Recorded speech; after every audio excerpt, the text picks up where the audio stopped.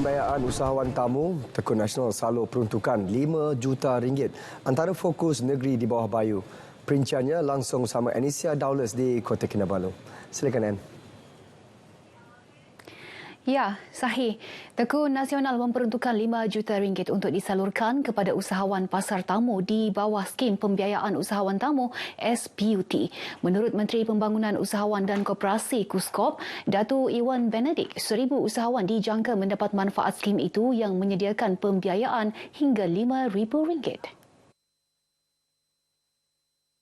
Beliau yang juga ahli Parlimen Penampang menjelaskan SPUT ialah pembiayaan mikro berkumpulan bagi usahawan pasar tamu meningkatkan pendapatan dan taraf sosioekonomi khususnya di Sabah dan Sarawak.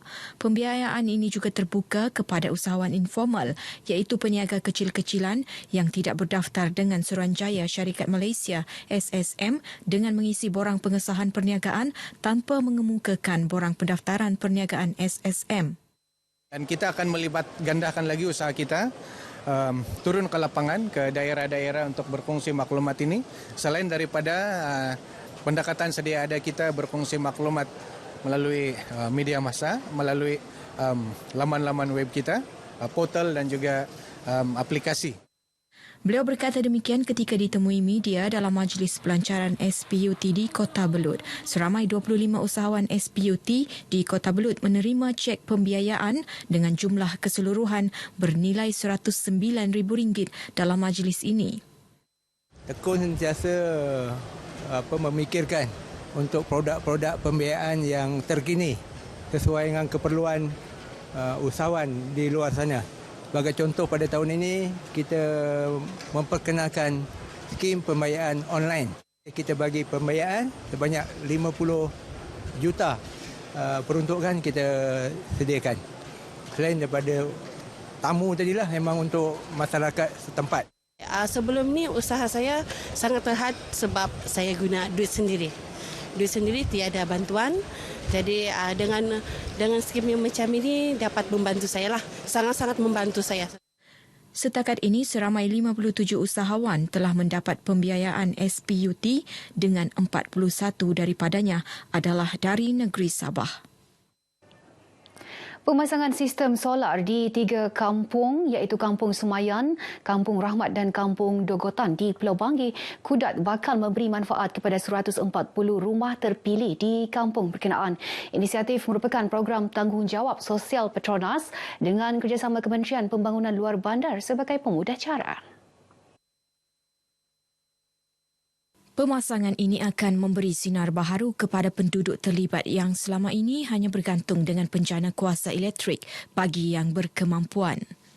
Ini adalah satu CSR yang cukup baik dan saya mengharapkan bukan hanya setakat ini saja, tapi kita harapkan bahawa ia akan dapat diteruskan dari masa ke masa.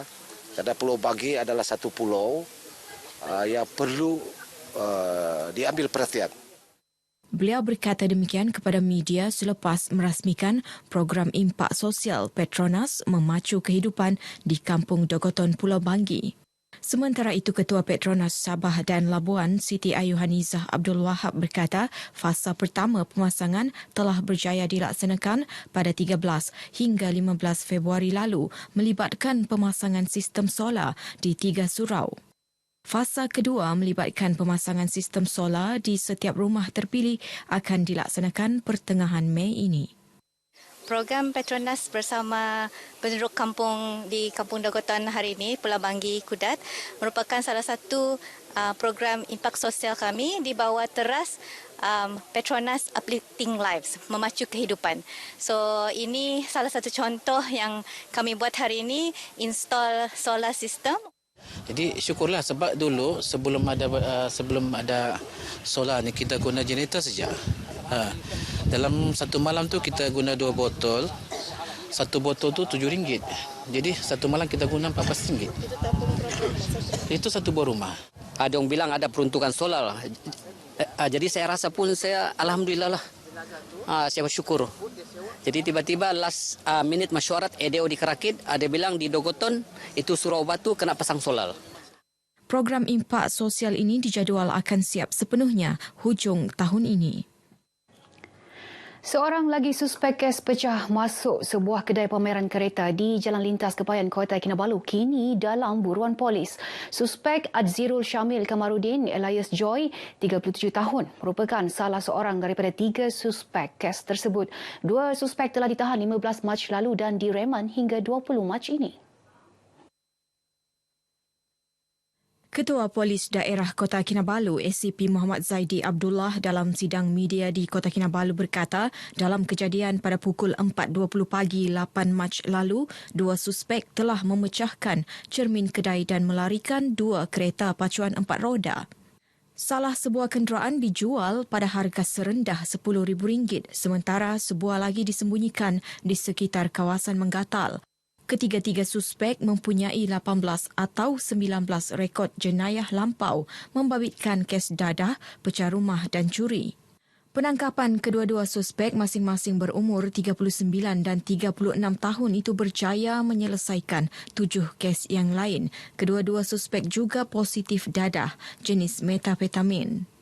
So kita telah menubuhkan satu task force khas untuk menyelesaikan kes ini dengan tempoh yang segera.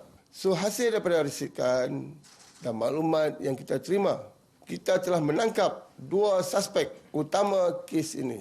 Kedua-duanya baru balik daripada Semenanjung dan kedua-duanya juga pernah dikenakan pengawasan polis di negeri Perak dan di negeri Pulau Pinang. Kes disiasat mengikut Seksyen 457-379A Kanun Kesiksaan. Kerugian kes dianggarkan sebanyak RM360,000. ACP Muhammad Zaidi turut meminta orang awam agar tidak membuat pembelian aset mahal pada harga yang terlalu rendah. Sebaliknya diminta melaporkan kepada pihak polis jika menimbulkan kecurigaan. Orang ramai yang mempunyai maklumat mengenai suspek yang diburu boleh menghubungi pegawai kes iaitu Ridwan Abdullah di talian tertera. Skim rondaan sukarela SRS yang dilaksana menerusi kawasan rukun tetangga KRT menjadi antara medium memupuk kesedaran masyarakat kepentingan menjaga keselamatan kawasan kediaman. Pembantu Menteri Pembangunan Perindustrian dan Keusahawanan Datuk Andi Muhammad Suryandi Bandi berkata, dalam masa sama SRS mewujudkan suasana harmoni dalam kawasan komuniti dan mencegah jenayah. Program ini ternyata memberikan impak yang baik dan kesan yang baik kepada masyarakat dan keterlibatan polis dan juga AADK sangat penting. Dan kita harapkan semua pihak memberikan kerjasama kepada program ini kerana ia ternyata memberikan kesan yang baik dan juga memberikan satu suasana ataupun satu persekitaran yang kondusiflah untuk masyarakat setempat. Beliau yang juga adun Tanjung Batu dan ahli Parlimen Kalabakan berkata demikian kepada pemberita selepas merasmikan program Gerak Rahmah 2023 Jom Ronda SRS peringkat daerah Tawau di pos SRS Taman Semarak Jaya Tawau. Sementara itu, Datuk Muhammad Suryadi memaklumkan pihaknya bercadang mewujudkan lebih banyak KRT di Parlimen Kalabakan yang ketika ini mempunyai 33 KRT aktif. Baik, sekian perkembangan dari Sabah. Berita seterusnya kembali bersama Sahi. Sahi, silakan. Baik, terima kasih.